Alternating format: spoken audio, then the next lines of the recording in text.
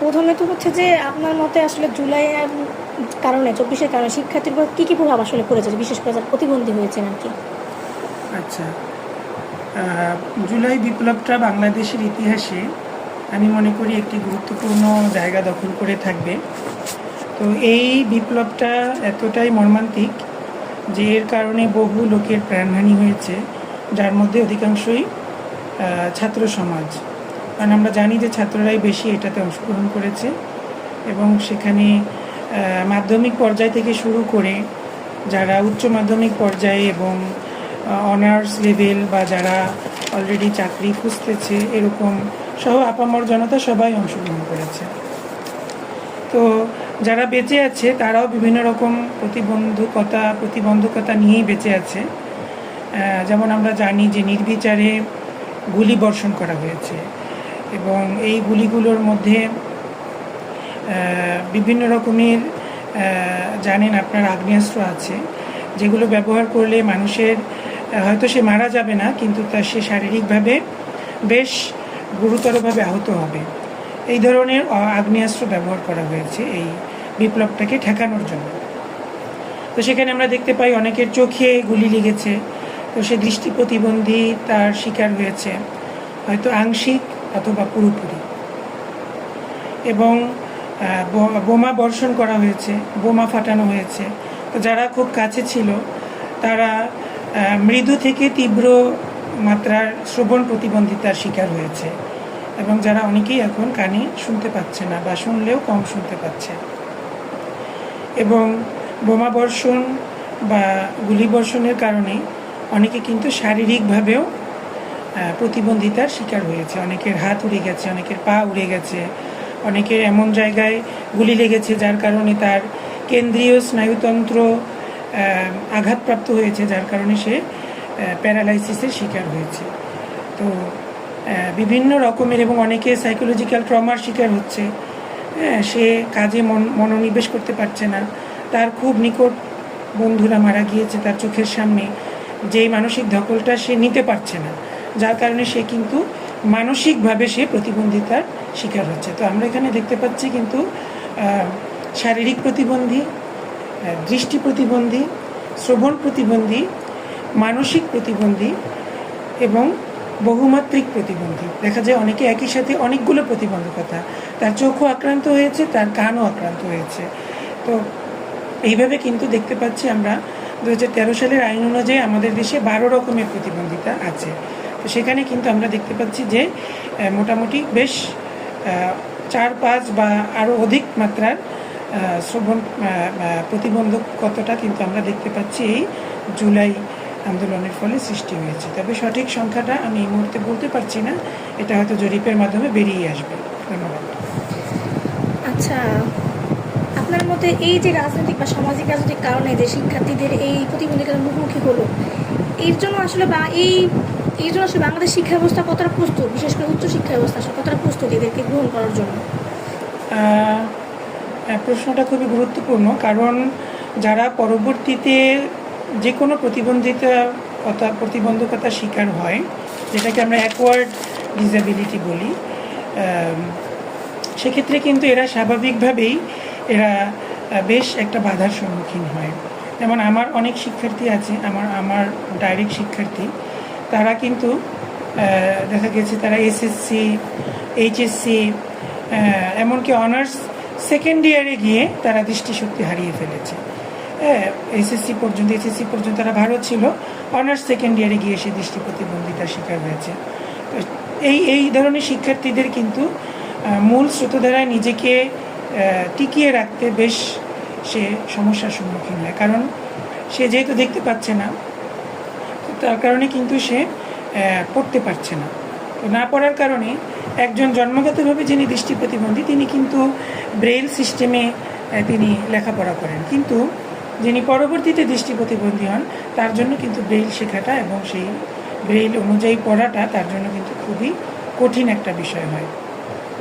এবং যিনি জন্মগতভাবেই দৃষ্টি প্রতিবন্ধী তিনি ছোটোবেলা থেকেই একজন শ্রুতিলেখকের মাধ্যমে পরীক্ষা দেন, যে কারণে শ্রুতিলেখকের মাধ্যমে যেভাবে পরীক্ষা দেওয়া হয় এই সম্বন্ধে তিনি বেশ পরিচিত থাকেন। কিন্তু পরবর্তীতে যিনি দৃষ্টি প্রতিবন্ধী হন তিনি কিন্তু এই বিষয়টার সাথে পরিচিত থাকেন না। এই বিষয়গুলো কিন্তু খুবই জটিল স্বাভাবিক ক্ষেত্রে, কিন্তু জুলাই বিপ্লবের কারণে আমরা যেটা দেখেছি যে হঠাৎ করে প্রতিবন্ধিতার শিকার হয়েছে এবং আঘাতের মাধ্যমে যখন প্রতিবন্ধিতাটা হয় তখন কিন্তু তার আরও কিছু হেলথ ইস্যু রিলেটেড থাকে। হ্যাঁ, দেখা গেল চোখের সাথে সাথে তার বিভিন্ন জায়গায় গুলি লাগতে পারে, তো সেই ব্যথাগুলো তাকে টানতে হয়, সেই আঘাতগুলো তাকে টানতে হয়, সেই এক্সট্রা খরচগুলো তাকে টানতে হয়, তার পরিবারকে টানতে হয়, মানসিক ট্রমাটা তাকে টানতে হয়। আমি মনে করি এই ধরনের শিক্ষার্থীদেরকে গ্রহণ করার জন্য আমাদের শিক্ষা ব্যবস্থা তৈরি নয়। কারণ নর্মালি যারা আমার যেই শিক্ষার্থীর কথা বললাম যিনি অনার্স সেকেন্ড ইয়ারে দৃষ্টি প্রতিবন্ধী হয়েছেন, তিনি কিন্তু কোনো বিপ্লবের মাধ্যমে বা কোনো আঘাতের মাধ্যমে হননি। তিনি জিনগতভাবে তার চোখটা নষ্ট হয়ে গিয়েছে, তার জিনগত কিছু ত্রুটি ছিল। তো তাকে কিন্তু শিক্ষা ব্যবস্থাটা সে গ্রহণ করার মতো ছিল না।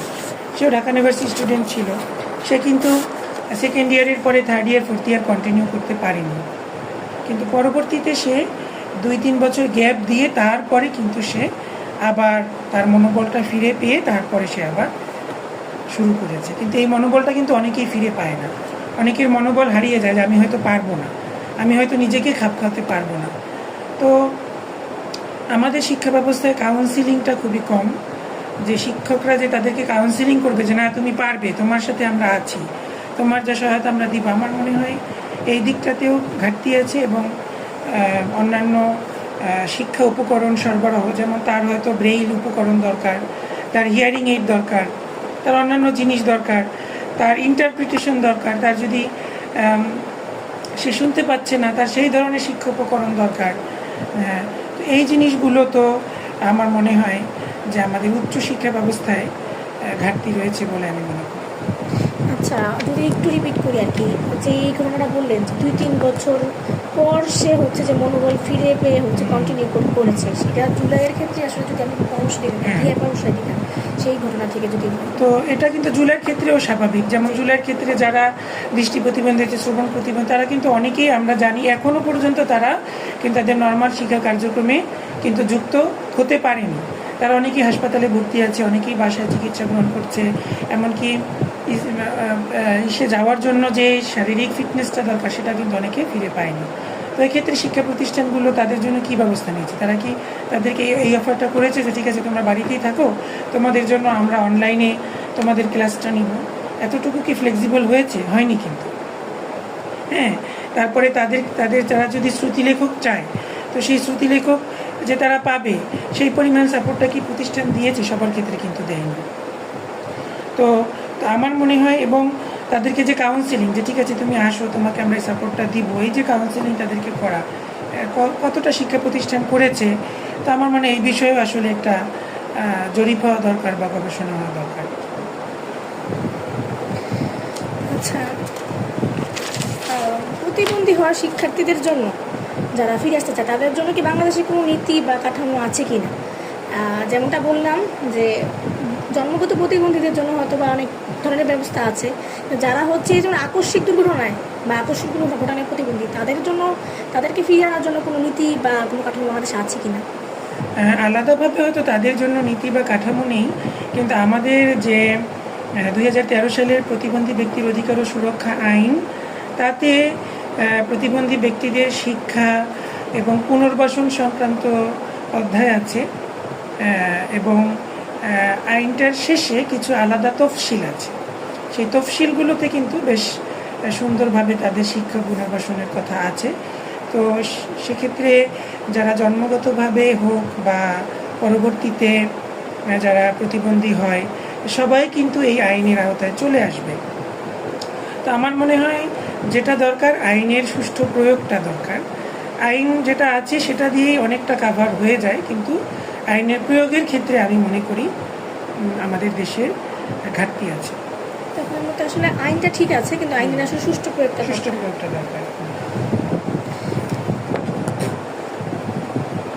আচ্ছা, এই যে অন্তর্ভুক্তির কথা এখন যদি নতুন করে ইনক্লুসিভ এডুকেশন পলিসিগুলো ইমপ্লিমেন্ট করতে চাই, যেটা অলরেডি আছে আপনি বললেন, এগুলো হচ্ছে যে পলিসিগুলো ইমপ্লিমেন্ট করার ক্ষেত্রে ইউনিভার্সিটি দুটো কী কী চ্যালেঞ্জ ফেস করছে আর কি, যে এই আইনগুলো আমাদের যে এক্সিস্ট আছে, আপনি যেটা বললেন যে সুষ্ঠুভাবে প্রয়োগ হচ্ছে না, এই প্রয়োগ কেন হচ্ছে না বা কী কী চ্যালেঞ্জের মুখোমুখি হচ্ছে প্রয়োগ না হওয়ার কারণে? প্রয়োগ না হওয়ার কারণে অনেকগুলো কারণ আছে। তার মধ্যে আমার একটা কারণ সবচেয়ে মনে হয় যে প্রতিবন্ধী ব্যক্তিদের জন্য আলাদা কোনো বরাদ্দ থাকে না। সকল শিক্ষার্থীদের জন্য একসাথে একটা কল্যাণমূলক বরাদ্দ হয়তো থাকে প্রত্যেকটা উচ্চশিক্ষা প্রতিষ্ঠানে, কিন্তু আলাদাভাবে প্রতিবন্ধী শিক্ষার্থীদের জন্য আলাদা বরাদ্দ থাকে না। না থাকার কারণে তাদের জন্য যে শিক্ষা উপকরণগুলো দরকার হয়, আলাদা শিক্ষা উপকরণ, সেগুলো কিন্তু আমরা দেখি যে অনেক প্রাথমিক বিদ্যালয়ে কিন্তু বেশ শিক্ষা উপকরণ ক্রয়ের জন্য আলাদা বরাদ্দ থাকে, কিন্তু উচ্চশিক্ষা প্রতিষ্ঠান যেগুলো সেগুলোতে কিন্তু শিক্ষা উপকরণ ক্রয়ের জন্য কিন্তু আলাদা বরাদ্দ থাকে না। হ্যাঁ, নর্মালি যারা উচ্চশিক্ষা যারা শিক্ষার্থীরা থাকে তাদের কিন্তু শিক্ষা উপকরণের খুব একটা দরকার হয় না, কিন্তু যারা প্রতিবন্ধিতার শিকার হয় তাদের কিন্তু দরকার হয়, কিন্তু তাদের জন্য আলাদা বরাদ্দ থাকে না। এক। দুই নম্বর হলো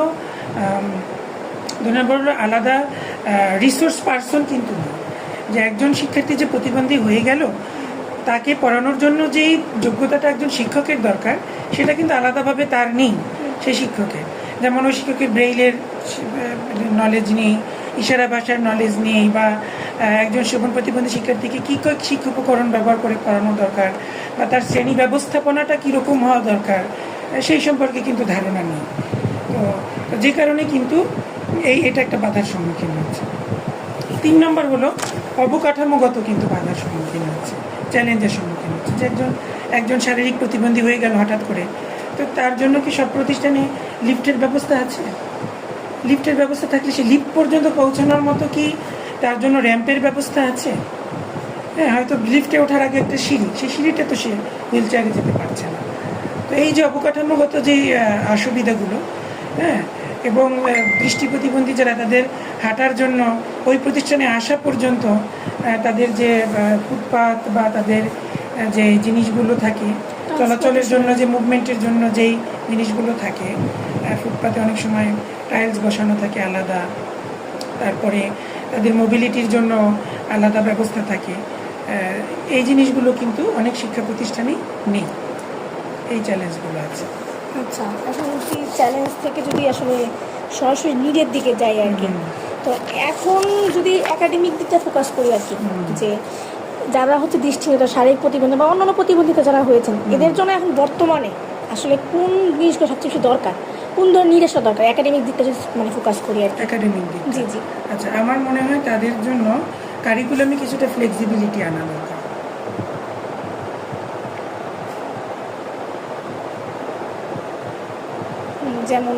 যেমন কারিকুলাম একটা ভাস্ট একটা বিষয়, ভাস্ট। আমরা সময় কারিকুলাম বলতে শুধু সিলেবাস মনে করি, কারিকুলাম কিন্তু শুধু সিলেবাস না। কারিকুলাম হলো সে কীভাবে অ্যাডমিশন দিবে, তার অ্যাডমিশনের প্রসেসটা কী, এটাও কারিকুলামের অন্তর্ভুক্ত। তার শ্রেণী ব্যবস্থাপনাটা কীরকম হবে, কারিকুলামের অন্তর্ভুক্ত। তার সিলেবাস কী হবে, কারিকুলামের অন্তর্ভুক্ত। তার ইভ্যালুয়েশন কীভাবে হবে, পরীক্ষা সে কীভাবে দিবে, কারিকুলামের অন্তর্ভুক্ত। তার অ্যাসেসমেন্টটা কী হবে, সব কারিকুলামের অন্তর্ভুক্ত। তো আমার মনে হয় যে এই শিক্ষার্থীদের টোটাল কারিকুলামের ফ্লেক্সিবিলিটি দরকার। শুধুমাত্র আমি মনে করি যে তার সিলেবাসটা একটু শর্ট করে দিলাম, পরীক্ষাটা একটু না, পুরো কারিকুলামটা তার জন্য সহজ করা দরকার। আর সেই সাথে আমার আগের যে চ্যালেঞ্জগুলো আছে, যেগুলো বলি, যেগুলো থেকে উত্তরণ হলে অনেকটা এটা চলে আসে। এই ধরনের সাপোর্টগুলো যদি আমি একদম কাঠামো আকারে যদি ইন্টিগ্রেট করতে চাই, তাহলে আসলে আমার কীভাবে কাজ করতে হবে? তাহলে আমার মনে হয় যে নীতিগতভাবে সরকারের, কারণ একটা উচ্চশিক্ষার যে কারিকুলাম, এটা কিন্তু একটা প্রতিষ্ঠান ব্যক্তিগতভাবে চেঞ্জ করতে পারবে না। এটার জন্য একেবারে ন্যাশনাল পর্যায়ে কারিকুলাম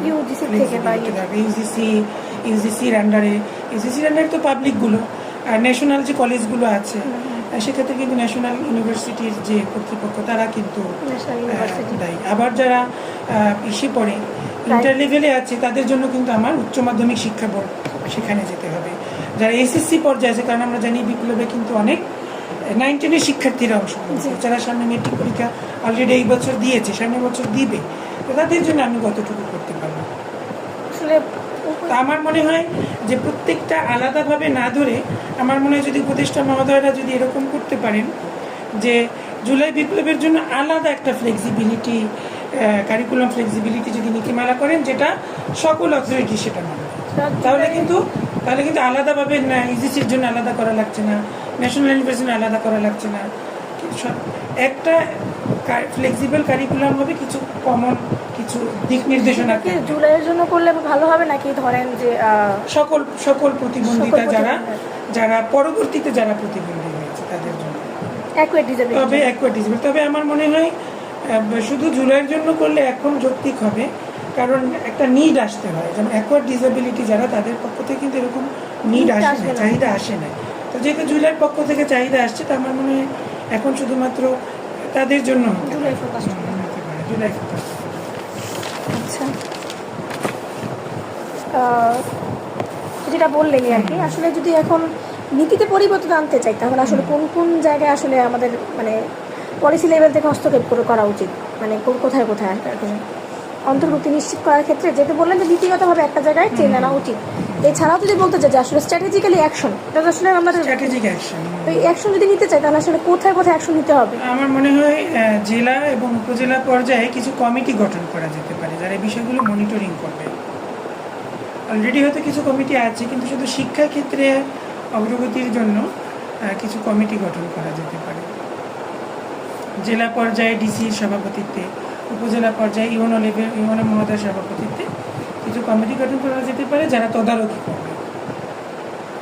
কারণ এই ছাত্রছাত্রীরা যেহেতু ছড়িয়ে ছিটিয়ে আছে, এক জায়গায় নেই, তারা সংলগ্ন দেখা গেলে একটা উপজেলায় হয়তো 2 জন প্রতিবন্ধী শিক্ষার্থী আছে, দুজনের গুরুত্ব আমাদের কাছে কম না, তাদের গুরুত্ব আমাদের কাছে বেশি। এই 2 জনকে কীভাবে আমরা ফোকাস করবো? তারা তো ওখানেই আছে, ওখানেই লোকাল পর্যায়ে তারা পড়ালেখা করছে, তো ইউনো মহোদয় তাদের তদারকি করবে। আচ্ছা, তাদের যে বিশেষ অবস্থায় এই ভিত্তিতে যদিও আন্দোলন হয়েছিল কোটা থাকা বা না থাকার ক্ষেত্রে, তাদের যে অবস্থাটা এই ক্ষেত্রে কোনো স্পেশাল কন্ডিশন, শুধু কোটা না, বিশেষ ব্যবস্থা হতে পারে, বৃত্তি থেকে শুরু করে যে কোনো বিশেষ ব্যবস্থা থাকতে পারে, এই থাকা না থাকার ব্যাপারে আপনার মতামত কী? আমার মনে হয় এটা অবশ্যই এটা তো সোশ্যাল সেফটি নেটওয়ার্কের অন্তর্ভুক্ত, কারণ আমরা কিন্তু সমাজসেবা সোশ্যাল সেফটি নেটওয়ার্কের আন্ডারে অলরেডি অনেক ধরনের পিছিয়ে পড়া শিক্ষার্থীদের কিন্তু উপবৃত্তি দিচ্ছি। প্রতিবন্ধী শিক্ষার্থীদের জন্য উপবৃত্তি তো আছেই, তাছাড়া কিন্তু আপনারা জানেন কি না দলিত হরিজন নামে একটা উপবৃত্তি আছে, এবং বেদে, দুইটা কিন্তু আলাদা। যারা বেদে তাদের জন্য একটা, তাদের সন্তানদের জন্য একটা শিক্ষা উপবৃত্তি, না সেই সন্তানটা বেদে তা নাকি তার বাবা মা বেদে, তো সে কিন্তু তার সন্তান যদি লেখাপড়া করে সে উপবৃত্তি পাচ্ছে, এটা কিন্তু বেশ হাই লেভেলের উপবৃত্তি, মানে বেশ ভালো একটা অ্যামাউন্ট কিন্তু সে মাসে পাচ্ছে। হ্যাঁ, এটাকে আপনারা খোঁজ নিলে দেখবেন যে মাধ্যমিক পর্যায়ে যদি এসএসসির নিচে 800 টাকা, যদি ইন্টারমিডিয়েটে হয় 1000 টাকা, যদি অনার্স লেভেলে পড়ে সে কিন্তু মাসে 1200 টাকা পাচ্ছে। অনার্স লেভেলের একটা যদি প্রতি মাসে 1200 টাকা পায়, সেটা কিন্তু বেশ মোটামুটি তার হাত খরচটা কিন্তু চলে যাচ্ছে। তো যদি বেদে দলিত হরিজনের যদি আমরা দিতে পারি, তাহলে তাদেরকে কেন দিতে পারবো না? আমার মনে হয় ডিএসএস এর আন্ডারে, ডিএসএস বলতে department of social service, DSS এর আন্ডারে আমরা আলাদা একটা ভাতার একটা স্কিম নিতে পারি, যেটা হলো এই বিপ্লবীদের জন্য আমরা একটা, এবং এটা যদি লিমিটেড হিসাবে, কারণ এটা একসময় শিক্ষার্থী থাকবে না, তখন তো তারা আর এটা পাবে না, নতুন করে তো আর আসবে না, যেহেতু জুলাই বিপ্লব প্রতিনিয়ত হবে না, সুতরাং এটা একটা বেশ একটা নির্দিষ্ট পিরিয়ডের জন্য হতে পারে। আচ্ছা, এবং জেলা পর্যায়ে কিন্তু ডিসি মহোদয় এবং ইউনো মহোদয়, উপজেলা পর্যায়ে তারা কিন্তু বিশেষ একটা আর্থিক অনুদান দেন দরিদ্র মেধাবী শিক্ষার্থীদের জন্য, এটা আপনারা হয়তো জানেন। সেটা 2000 থেকে 10,000 টাকা পর্যন্ত ডিসি মহোদয় দিতে পারেন।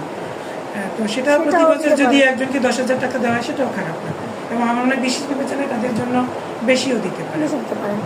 যেহেতু আপনাদের প্রতিষ্ঠানের আসলে ফোকাসটাই হচ্ছে যে টিচার্স ট্রেনিংয়ে, টিচার্স ট্রেনিংয়ের ক্ষেত্রে আসলে আপনারা কি মনে করেন যে এই বিশেষ ব্যবস্থাকে মাথায় রেখে টিচার্স ট্রেনিংটা কীভাবে করা যেতে পারে, বা কীভাবে আসলে তাদের জন্য শিক্ষকদেরকে ট্রেনিং করা যেতে পারে? কারণ মোস্ট অফ দ্য টিচাররা হচ্ছে যে জানেন না, হুট করে যদি দেখা যাচ্ছে যে ধরেন অনেকে যে ভর্তি ইচ্ছুক আছে, আবার একই সাথে অনেকে হচ্ছে অলরেডি ভর্তি ছিল, থার্ড ইয়ার সেকেন্ড ইয়ারে ছিল, তাদের ক্ষেত্রে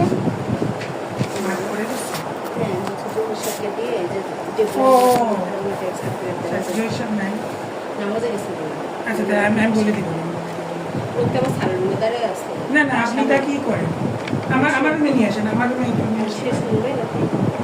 শুনবে একটু জোরে বলেন। আশিক স্যারের রুমে যান, পরে একটু করে দেন, একটু জোরে বললে শুনে স্যার। আচ্ছা স্যার, তো শিক্ষক ট্রেনিংয়ের ক্ষেত্রে আসলে কীভাবে সহায়তা করতে? এখানে আমাদের একটু সীমাবদ্ধতা আছে, সেটা হলো আমাদের এখানে যে শিক্ষক প্রশিক্ষণ কলেজ, এটা হলো মূলত সেই শিক্ষকরাই আসে যেটা উপজেলা পর্যায়ে কিছু প্রাথমিক শিক্ষা প্রতিষ্ঠান আছে, এটা কিন্তু মাধ্যমিক লেভেলের শিক্ষকরা কেউ আসে না এখানে। এবং নর্মালি আমরা যেটা সরকারি স্কুল যেগুলো আছে, প্রাইমারি স্কুল, সেই শিক্ষকরাও আসে না এখানে, শুধুমাত্র প্রতিবন্ধী স্কুলের শিক্ষকরাই আসেন। এবং অন্যান্যরা আসেন যারা হয়তো চাকরি খুঁজতেছেন, চাকরি ঢাকা শহরে অনেক প্রতিবন্ধী বিদ্যালয় আছে, সেগুলোতে ঢুকতে চান, তো এই ধরনের কিছু শিক্ষার্থীরা আসেন। কিন্তু অন্যান্য উচ্চশিক্ষা প্রতিষ্ঠান বা মাধ্যমিক বা ইসের শিক্ষকরা কিন্তু আমাদের এখানে আসেন না। তাদের জন্য তাহলে কি করা যেতে পারে? যদি না করেন তাহলে তাদের জন্য আমার মনে হয় সংশ্লিষ্ট মন্ত্রণালয়, যেহেতু শিক্ষা প্রতিষ্ঠানগুলো শিক্ষা মন্ত্রণালয়ের আন্ডারে, আমার মনে হয় শিক্ষা মন্ত্রণালয় তাদের জন্য প্রত্যেকটা প্রতিষ্ঠান ইনহাউস ট্রেনিংয়ের আয়োজন করতে পারে, 5 দিন ব্যাপী, 10 দিন ব্যাপী।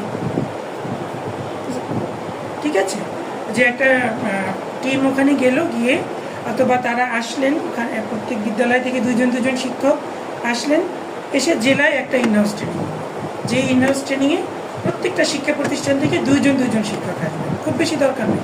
আমার একটা শিক্ষা প্রতিষ্ঠানে 2জন শিক্ষক যদি এক্সপার্ট থাকেন, ওই 2জন জুলাই বিপ্লবে যারা আহত তাদের স্পেশাল যে নিডগুলো সেগুলো তারা আইডেন্টিফাই করে সেই শিক্ষাগুলো সেবাগুলো তাদেরকে দেবেন। এই ক্ষেত্রে এনজিও বা গভর্নমেন্টের সাথে কীভাবে আসলে সহযোগিতা করতে পারে? এনজিওগুলোকে হেল্প করতে পারে এই ক্ষেত্রে? হ্যাঁ পাঠায় দেন, আসেন হ্যাঁ আসেন সামনে আসেন, বসেন, আপনারা বসেন, চেয়ার আছে। হ্যাঁ আপনার বামে যান, বামে সরি ওটা না, ডানে হ্যাঁ ডানে যান, হ্যাঁ এই যে চেয়ার আছে, চেয়ারে বসেন। আমারে চিনছেন?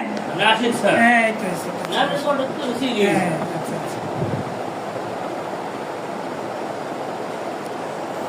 এবার পরবর্তীতে ডেফ হয়ে গেছে, এমনিতে ব্লাইন্ড। হ্যাঁ তো কি বললেন যে এনজিও কীভাবে হেল্প করতে পারে? এনজিও পর্যায়ে, হ্যাঁ এনজিও পর্যায়ে তারা আসলে বেশি হেল্প করতে পারবে আমাদের চেয়ে। 1 মিনিট।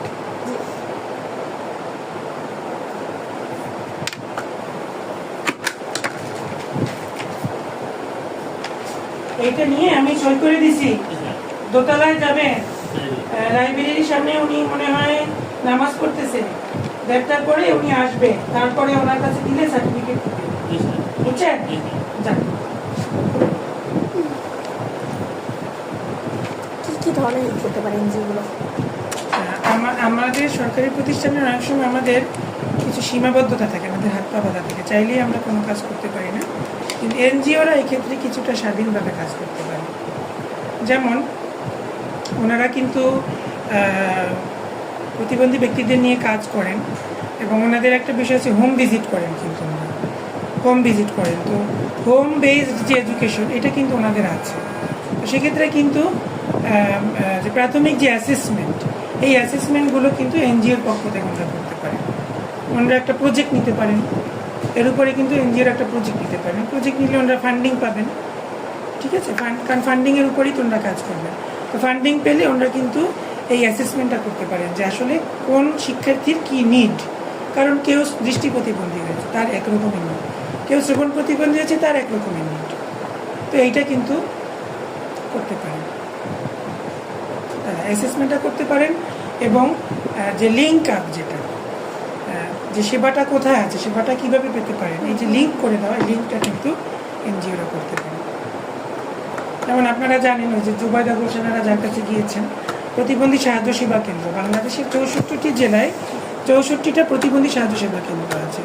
এবং এই সাহায্য সেবা কেন্দ্রগুলোর মাধ্যমে কিন্তু প্রতি বছর বিপুল সংখ্যক মানুষকে হুইল চেয়ার দেওয়া হয়, স্ট্রেচার দেওয়া হয়, হিয়ারিং এইড দেওয়া হয়, সাদা ছড়ি দেওয়া হয়, এবং আরও যে অ্যাসিস্টিভ ডিভাইসগুলো আছে সেগুলো কিন্তু দেওয়া হয়। এখন যারা হচ্ছে বিপ্লবে যারা প্রতিবন্ধী হয়ে গেছেন হ্যাঁ। তারা এখান থেকে কি ধরনের সাহায্য তারা কিন্তু এই জিনিসগুলো পাবে। যেমন যারা হুইল চেয়ার, যারা পা হয়ে গেছে তারা কিন্তু হুইল চেয়ার পাবে, স্ট্রেচার পাবে। তারা যদি কানে শ্রবণ প্রতিবন্ধী থাকে তাহলে হিয়ারিং এইড পাবে ওখান থেকে। তারা ওখান থেকে অন্যান্য অ্যাসিস্টিভ ডিভাইস পাবে, হ্যাঁ, সাদা ছড়ি পাবে, চশমা পাবে। হ্যাঁ, এগুলো কিন্তু যত রকমের প্রতিবন্ধিতা সম্পর্কিত ডিভাইস আছে সব কিন্তু তারা থেরাপি পাবে এবং সম্পূর্ণ বিনামূল্যে থেরাপি পাবে। অনেকে কিন্তু হাত পায়ে বিভিন্ন রকমের সমস্যা হচ্ছে, স্পিচে সমস্যা হচ্ছে, হিয়ারিং, এই সমস্ত থেরাপিগুলো কিন্তু তারা এই প্রত্যেকটা জেলায় জেলায় যে প্রতিবন্ধী স্বাস্থ্যসেবা কেন্দ্র আছে সমাজ কল্যাণ মন্ত্রণালয়ের অধীনে, সেখানে কিন্তু তারা পাবে। আচ্ছা, আরেকটা যদি তারা যদি কোনো ধরনের অ্যাটিটিউডের মানে ধরেন মনোভাব বা আচরণগত যদি কোনো বাধার সম্মুখীন হন, তো ওই বাধাগুলো বা কীভাবে পার করা যেতে পারে?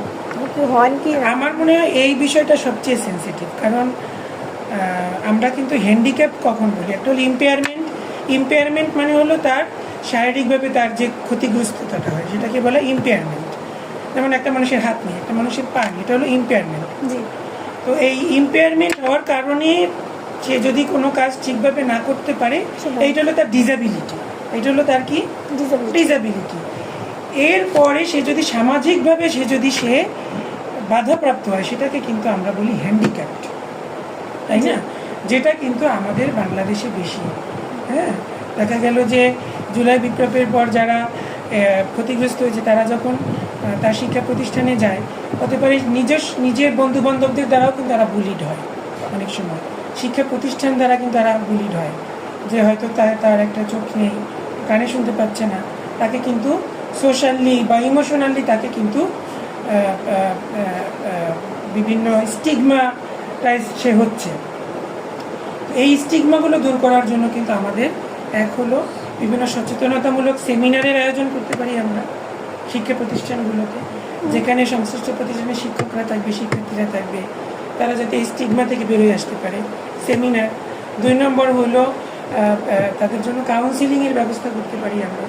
কাউন্সিলিং যে শুধু ওই ভিকটিমের দরকার তা না, এটা কিন্তু সেই যে পরিবেশে মিশবে তাদেরও কাউন্সিলিং দরকার আছে, যাতে তারা তাদেরকে বুলি না করে।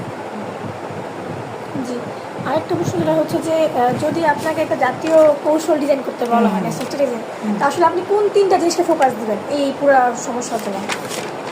আচ্ছা, আমার পূর্বের আলোচনায় অনেকটা এসে গেছে, তারপরেও আমি বলছি যদি 3টা স্পেসিফিক বলতে বলেন, তার মধ্যে একটা বলবো যে তাদের জন্য জাতীয় পুনর্বাসন কৌশল, national rehabilitation strategy for the disable person for the persons who acquired disability in July movement. This related.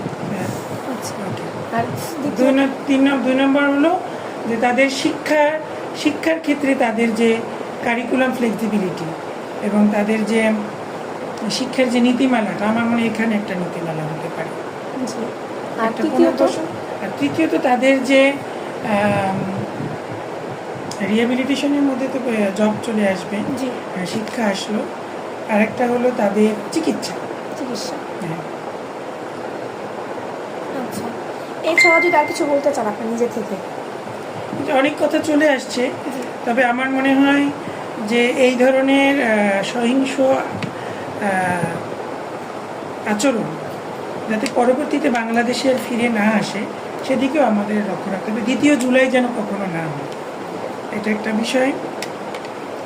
এবং কোনো সরকার যাতে স্বৈরাচারের পর্যায়ে না যেতে পারে, সেটাও কিন্তু একটা লক্ষ্য রাখতে হবে। আমরা অনেক নীতিমালা করলাম, অনেক কিছু করলাম, আরেকটা জুলাই এসে আরেকটা স্বৈরাচার সরকার এসে সব শেষ করে দিল, তখন কিন্তু হবে না। আর পরবর্তীতে যে গভর্নমেন্ট আসবে সেটা অবশ্যই এই আন্দোলনকে ধারণ করে, চেতনাকে ধারণ করে, এইরকম একটা গভর্নমেন্ট আসলেই কিন্তু পরবর্তীতে তারা এই শিক্ষার্থীদেরকে কিন্তু সাপোর্ট দিবে, অন্যথায় কিন্তু দিবে না, ঠিক না? তাদের এন্টি চলে যাবে, তখন কিন্তু তারা এদেরকে আবার অপ্রেস্ট করবে, এই শিক্ষার্থীরা কিন্তু আরও অপ্রেস্ট হবে। এবং তারা তো চিরজীবন শিক্ষার্থী থাকবে না, কর্মক্ষেত্রে আসবে, তখন কিন্তু তাদেরকে চাকরি ক্ষেত্রে তারা বৈষম্যের শিকার হবে। তো আমার মনে হয় সমাধানটা দীর্ঘমেয়াদী চিন্তা করা দরকার। সেটা হলো যে এমন একটা গভর্নমেন্ট আসা দরকার যারা এই চেতনাকে ধারণ করে, তাহলেই তারা কিন্তু দীর্ঘমেয়াদীভাবে তাদেরকে